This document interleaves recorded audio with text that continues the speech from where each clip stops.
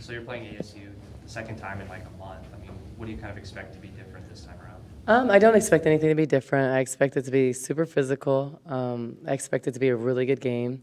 'Cause, you know, we're both really good defensive teams. I expect it to be very emotional and, you know, like it can go either way.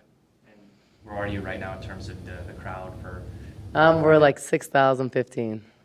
Yeah, I just got an update. So we're halfway to our goal. Well, and there's a couple things. So at first we were going for 10,000, but then I was like, well, why don't we just go for the record in the Pac-12, which is like 12,364, which is the Oregon games. But then like the national record was 13-1, so I was like, we should go for that. So you get greedy. So I don't know what it'll actually be, but I mean, we're on track.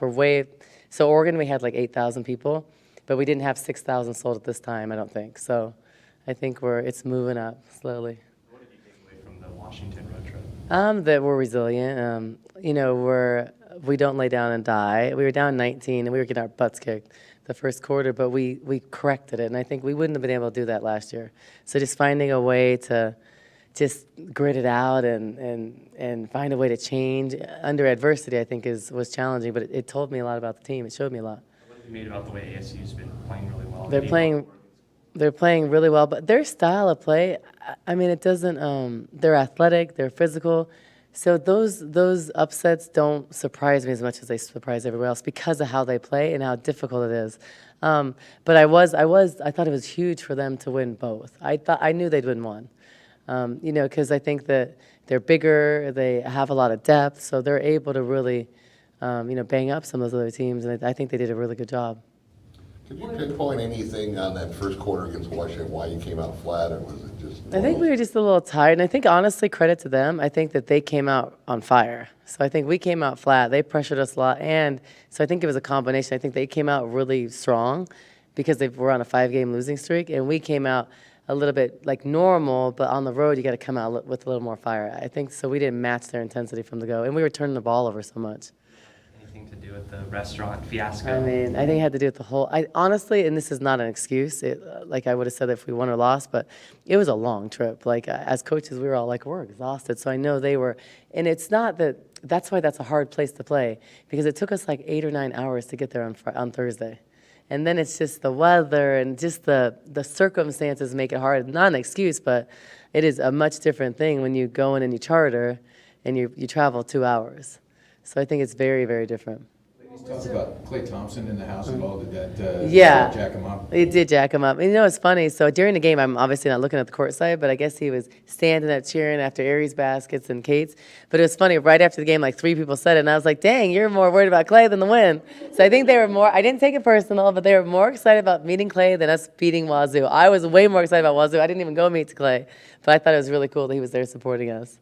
What happened to Kate's hand and what's going on with it now? She's perfectly fine. She just fell hard on her hand, and then it was just a little swollen and sore, like on the palm of her hand. But there's no ligament, there's nothing broken. It's just when it's wrapped up, it's harder to shoot, and you're thinking about it as a player. But like it's not limiting her. She's perfectly fine, thank goodness. Because we haven't been healthy since Texas. We have not been 100. We're still not 100% healthy since Texas.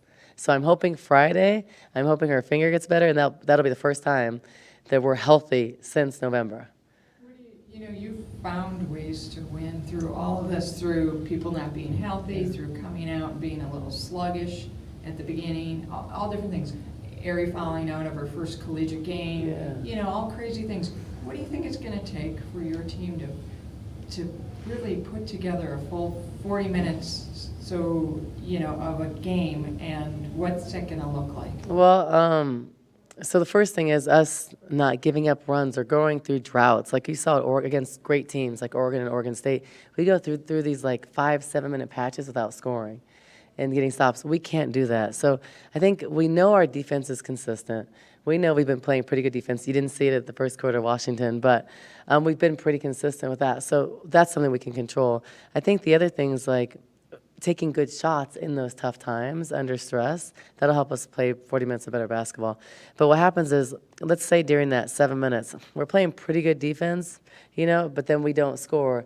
I think the games where we play better, we're playing good defense, but then we're scoring because you're more energized on defense when you're scoring and you're confident. So I think they're twofold. So finding a way to take better shots that are makeable shots, because when things are hard for us, we tend to take quick rush shots. And that's not good. We take quick rush shots when we need to use the clock and get a good shot that's a higher percentage. Because I think in some of those games that we lost, I'm looking and we're on defense like probably 10 more minutes of the game, because we're taking quick shots. But then we play against like Oregon State, they run long offense. And so you can't take quick shots, and then you're on defense for a long time. Then you take quick shots because you're on defense most of the game. And that's not, so when you're on defense for a long time, you need to have a long offensive possession. Now, if you get a quick steal, then you can have a quick offensive possession because you had a quick defensive possession. I don't know if that makes sense. So when you don't have, so I guess in a nutshell, from my philosophy, you don't have balanced, organized offense, like knowing what play and where the shots come from, then you're not balanced and organized on defense. Because if I'm coming down as a point guard and two people are like screening in the corners and I take a quick shot, no one really knows. So then they take a second, they look, well, it's a fast break, and then we give up points. So when you run offense where, okay, we know in horns, we know this is for Aerie. So everybody's prepared and knows where Aerie's going to score. Then it's like you're in the right spots and you're ready. I don't hope that makes sense.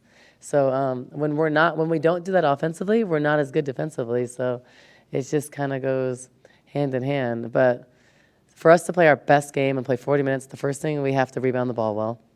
We have to come out hungry. I think we did a good job of that against ASU at ASU. We came out on fire, intense. You could like see it in their eyes. So starting the game strong, I think that's key because we're at home. And I think for us, it's a lot less pressure because we won there. Like, that was a hard game. So now we win here. Worst case scenario, you split with ASU, it's not a bad thing. They're ranked higher. So for us, it's a great opportunity. It's not a stress. There's no stress. You know, they're ranked 16, we're 18, we're playing at home. It's like we should win, but like they should win too. It's like some of the, watching the preseason or the non-conference versus the conference, the shooters look like they're just a little bit more rushed into with the conference. Is that just the difference in the upgraded defense? For sure. They're just pushing them, and it's that little bit of that just slight hesitation that seems For to. sure. I think that's one of the things. I think it's confidence. Because if you go one game against a really good defensive team, 1 for 5, the next game it's hard to make shots. I think you don't have as many open shots because in the Pac-12, it's a lot more scout specific. So higher caliber teams, more scouting, better coaching. I think it's all. So for instance, like Helena, she's a very good three-point shooter. She's almost 50%. She's like 46%. So they're going to play her as a shooter. But what's great about her is then she starts to drive. So you see her attacking the basket more. But it's also harder to get those shots. You know, Aerie, everybody plays against Aerie, they congest the paint. So it's now they'll get open shots. So having Helena is huge for us. She really spreads the floor and just brings us a lot. So Is she at 100% coach? not 100%, but she's getting close to 100%. She should be 100% by Friday. She felt good. My question was, so Friday night at Washington State, I didn't play her a lot, because I didn't want to have her just come back, play 30 minutes, not be able to play against Washington. So I played her like 20 minutes, played her a little bit more against Washington, and then see how she was. I was hoping, but she was perfectly fine. So I think she'll be okay. And Dominique just got back a few weeks ago.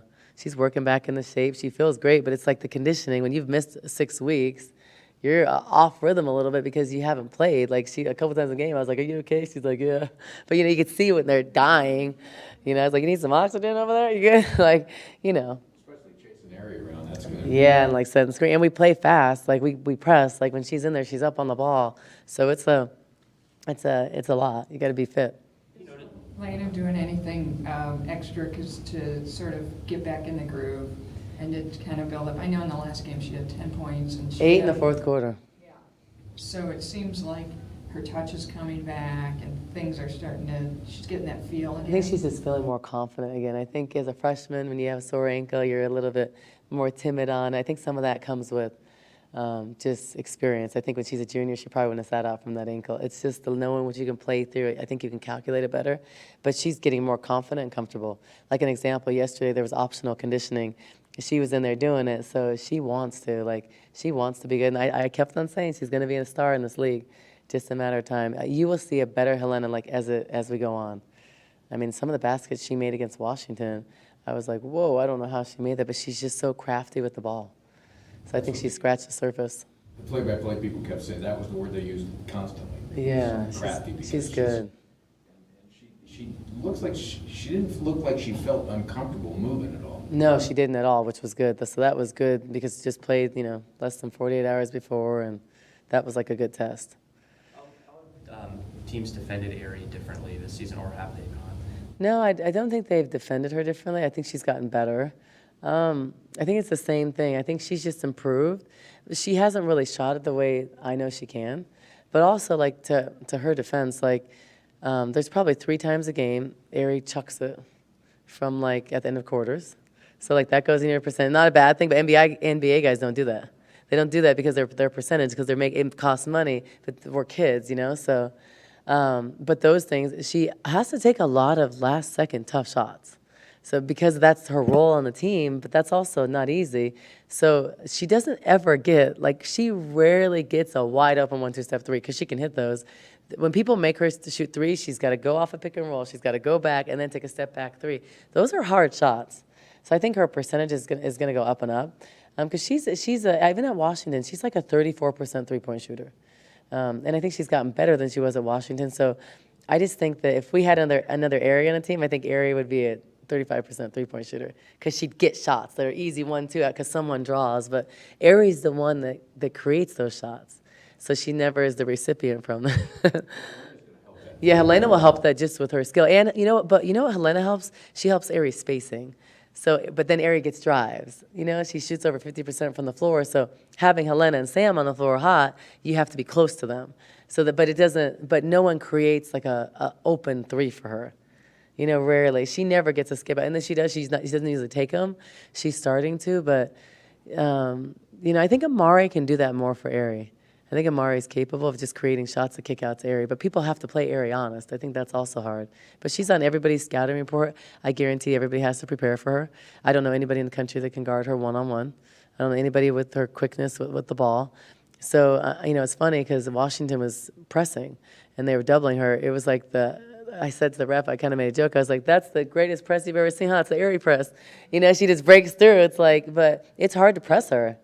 I mean, I think that what I think ASU might do is try to deny her the ball a little bit, but she still goes back and gets it. So she's hard to press.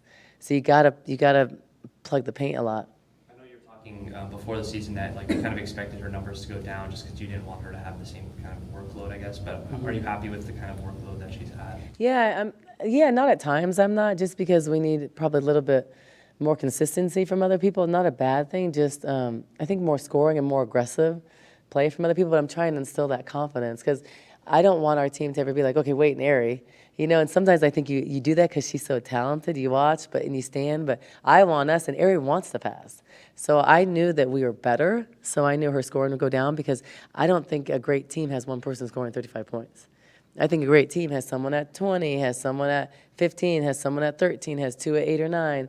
So we have to Dominique's going to get healthy. She's capable of doing that. I think Sam can and will average 12 to 14 points a game. And I think that Kate will be 14 to 17. And I think that Helena can be 10, 12 off the bench because she's talented. So, but we need that to be better because we have to be able to score and not just rely on Erie. You think with Lena back, you think that would be the key to draw people out of their 2-3 and maybe man up? I think so. I honestly feel that if Helena was playing against Oregon, I don't think they could stay in the zone 40 minutes. I mean, if she's hitting threes, I think it's hard. So, but I kind of like the fact, Amari's a great defender. Amari's experience, Amari brings us so much. But I kind of like that Amari's experience, but then I can give Helena time and experience, and she comes in with a different player. She gives us more length, so sometimes her and Sam, that's 2 6-foot wings, and they're both shooters. So it gives us different looks. And then Lucia, when you bring Lucia and Helena, you bring in 2 more shooters to give Erie and Amari a break. So I think it gives us more just options and different looks for when we're playing 40 minutes of zone. So. Did you, Helena does much more than just that sweet shot. Yeah. It's her defense, it's her assists. Those no-look passes are She's a great incredible. passer. She's a tremendous passer, and those are instincts. Sometimes she passes too much, Sometimes she gets in the game, I'm like, shoot that. But she is, I don't know how she makes some of those passes. Every game she has at least 2 dimes where you're like, I don't know how the heck she made that pass. She had one at Washington. She drove in, and somehow she got the ball and skip out to Lucia. Then Lucia drove and hit a shot. But, I mean, that's something that we can't teach. That's her. That's something that's instinctual, just like Aerie. You can't teach speed, can't teach height. You can't teach Aerie's, like, knack. You can't teach her competitiveness. So that's why, like, I've learned a lot just as being a head coach. Like, before I thought, okay, like, I'm competitive. I'm really competitive at everything, but every facet of life, it doesn't change. I thought, like, some people you can kind of make a little bit more competitive. I don't think you really can. I think, like, you are who you are. You can maybe hold them to a higher standard when they're playing and sit them down if they're not, like, meeting your expectations. But I can't make someone have Aries mentality. I can't teach someone that. I can't teach someone to have TTs. Like, no one can teach to have my mentality. So that's something that I think as you recruit, and I look at Charlie and what she's done at ASU, she does that. She knows the type of players. She always finds these players, diamonds in the rough, that maybe aren't rated high, but they go out and they just work hard and they blue collar and they just find, well, you're like, who's that player? But she does a good job, so she knows how to find that. So for me, I want to find those blue collar kids that just like are built for it and just tough and hard-nosed, because I think those kids are hard to find with this generation. I think it's very hard to find. And I know that you don't, you focus on what you do and you're trying to get better every game. But in this game, you're playing an ASU team that, they go really deep into the bench. She's They got a do. line. She keeps, like a hockey game, she keeps putting out the next line. And it could be the 8th, 9th, or 10th player who actually starts the scoring for them and starts their offense. How do you face a team like that? Well, that's what makes them so dangerous. That's why I talk about balance on our team. That's why you want balance. Yeah, that's a different style. Like, that's not the style I would coach to. That would be hard for me. But she does a really good job, and that's the system. And I think it's also hard because no one's at like 15 points. So that's why they're unpredictable. I think that's what makes them special. So you just got to play. You just got to play everybody same, because they really have 10 people that could start. They just rotate them in. But I think they're different. Like, I think one lineup's a little bit more athletic and more skilled. One is just probably more more skilled, less athletic. So I think we just have to play our defense and play our style, and just bring it. I think it's going to be a tough game. But I think we've played a lot of good teams. I think there were some games we felt like we should have won. But we play a lot better at home. It would be nice to win a game at home, because we only seem to be able to win on the road right now. So we have a great opportunity these next 2 weeks. ASU, and then USC, UCLA, then USC. That's a good home stretch. And I think it's really important for the standings in the conference, too, these games. So I'm going to see right now, we have not peaked yet. We have not played our best basketball, but I don't want to peak in January. I want to peak in March. So we just are working on getting better. We need to be better than we were at ASU, just like ASU's better. So I think I'm going to see like what our mentality is on Friday. I think they're locked in and ready, but I want to see us like step up and perform. I think we can. As far as the conference goes, Coach, do you see any surprises that you weren't expecting, either up or down? I didn't expect like the Oregons to get swept at ASU. I wouldn't have expected that, just because how talented they are. But I think it's good for the conference. I wouldn't have expected Stanford to go on the road and lose by 30-plus points. I would have never expected that. I don't think I've ever seen Tara lose by that much. I mean, she's a great coach. I think, but it also shows that Oregon's very, very difficult to beat at their place. I mean, they have 13,000 people. They shoot a lot better at home. So that's going to be a really tough game. That's why I want to take care of home business this next week, because we got to go to Oregon. So everybody knows that's a very tough trip. Just like it's very hard to play at Stanford, it's very hard to play at Oregon State. There's certain trips that are just, very difficult environments. And I think that Arizona's becoming that. I think Arizona, with the crowd, the way we play better at home. I think that now you got to really prepare for both. When I first got to this conference, I took this job, you only had to prepare for ASU. You weren't really worried about Arizona. You wanted Arizona on your schedule twice. Just like right now, I don't want Oregon on our schedule twice, or Oregon State. But I think that it's changed, so you have to prepare. And when you come to Arizona, think of how physical ASU is. Think how physical we are and defensive. So you gotta it's a tough weekend. I think physically, and this isn't the easiest place to get to. I think it's just it's not an easy place to play. And our crowd is number 3 in the Pac-12, so it's an environment that I know I hate to face. So we want to create that big home court advantage. I think we have. I think ASU should, the ASU people should thank you, because in my mind, the Oregon schools coming down here, we had beaten ASU. Yeah. So their focus was more, I think, on you and your team, and that may have been, I think it may have been a factor. Do you have any thoughts on that? Well, I think no, I think it's just hard. I think that now you have to think about both. I think because for instance, let's say you go to ASU, it's a super physical game down the stretch. Then you got to turn around. It's always easier when you go somewhere if one game's real physical and the other game isn't. So I think that's the hard thing, because we both press. I mean, ASU kills people on the boards, and I think it's just a physical for your body, because most great teams, they usually play 7 people. 8 people, so it's a lot of minutes, and you got to turn around like a day and a half, and then another physical game. I think that's hard. I'm curious to hear later how that is, but I'm pretty sure that's pretty hard, because for us, you got to go to Oregon. They're similar. It's not. They're both really good shooters, really good. You know that they're going to spread you out. You know they're going to run, push the ball. They have really good guards, good post players. You got to really prepare for that weekend, and it's not easy. It's if you don't shoot the ball, they're going to give you shots, both teams. If you don't shoot the ball, well, you're not going to win those games. So I think it's similar to here. It's going to be physical both games.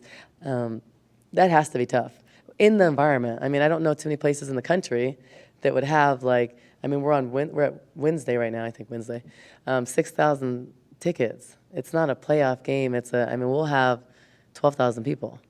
And I don't know of too many venues besides South Carolina, Oregon State. But they created that. Coach Graves and Coach Ruick, they created that. But I don't know any other places in the country. You could never do that in LA, because there's too many. You couldn't do that in San Diego. So you could do that in Louisville. But that's what makes it special. Kids want to play in an environment like that. I think it's rare in women's basketball. Yeah, it's this matchup. It's the first time that both teams have been ranked, and you guys are playing. And I know it's a rivalry. What does it mean, again, for the program? I always come back to these questions, that both teams are ranked, and that if you sweep, it's the first time since the year 2000, since that season, that you guys have swept. That means a lot. No pressure. Thanks for a little bit more pressure. Someone called me and I was like, thanks. No, I think it's just exciting. It's an opportunity. I don't look at it like, oh, we have to do our backs against the wall. No, it's a great opportunity. If we just do what we do, we know how we play at home. We know what we have here. We know we have a great 6th man. So we just play our game. We put together 40 minutes of our best basketball. And I want to see us play our best game. We haven't played, I think we played a great game at Texas. I think Erie played a phenomenal game. But I want to see our team, not just Erie, I want to see our team, Erie, Kate, Samaj, Dominique, Helena. I want to see a game where we put it together to see how good we are and see how we're getting better. So that's what I'm excited for, because it's a good opportunity to do something special, and we've continued to do that. We've continued to make history. We always say leave our legacy. So I want this to be the start of that. And if it happens, it's awesome. And if it doesn't, it's not the end of the world. We have other games we're going to win. So there is no pressure. I think that's what makes it special. I think there would be more pressure if we lost at ASU. Then it's you kind of need that at least split. But we won there. That was hard. That was the hardest thing. So now, playing at home, we should be better at home. So I think it's exciting. It's an exciting opportunity. You can beat a ranked team in your place. And we felt that we let a couple games go with Oregon State and Oregon. We felt if we played better and did certain things, we had a chance of winning. And they're all really good teams. And all of this stuff prepares us for the playoffs, for the tournament. So that's what our goal is. So these games are getting us better. For that and preparing us for that. Because I really think that 5 teams or 4 teams at least will be in the Elite 8 in this conference. And I think someone will be in the Final 4. So we get to go against that. Unfortunately and fortunately, we get to go against that every other week. I mean, I don't know any other conference that's even close to that. So, thanks. How excited are you for this matchup against ASU? We're really excited. We know there's going to be a lot of people there, a lot of fans, a lot of students ready to cheer us on. So it's exciting, and of course it's ASU, so that's always going to be a fun game. Do you feel any, I know you guys never feel pressure, but is there a little pressure? I mean, For me, like never. I have never like, oh, that's. I feel good, yeah. Okay. So what do you expect maybe to be different this time around? well, we're playing obviously in our home, so that's nice. We'll have everyone cheering for us. We'll have Dominique. We'll have a lot more like things that are going in our favor. Excuse me. So we're hoping just that we can pull off another win like we did at ASU. What would it mean to you guys to be able to do that? It would be awesome to win both times against them. That would be amazing and a great feeling. Yeah. What do you remember about the first game with them and kind of how it went?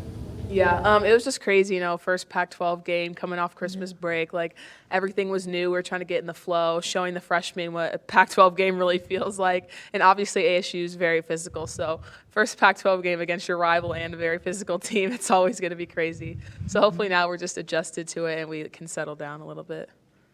And, Sam, how is it having Helena back on the floor with you?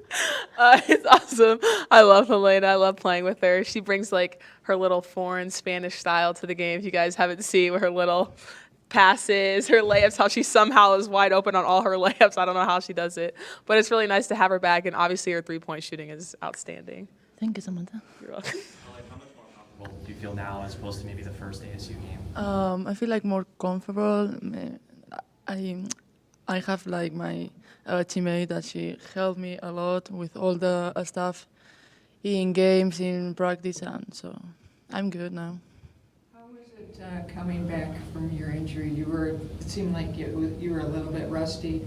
Then against Washington State, Yeah, I you mean- did very well. It was not long, like only 5 days, 6 days, so it's good. And Did you do anything a little extra to help you get back into the flow of the game for when you came back?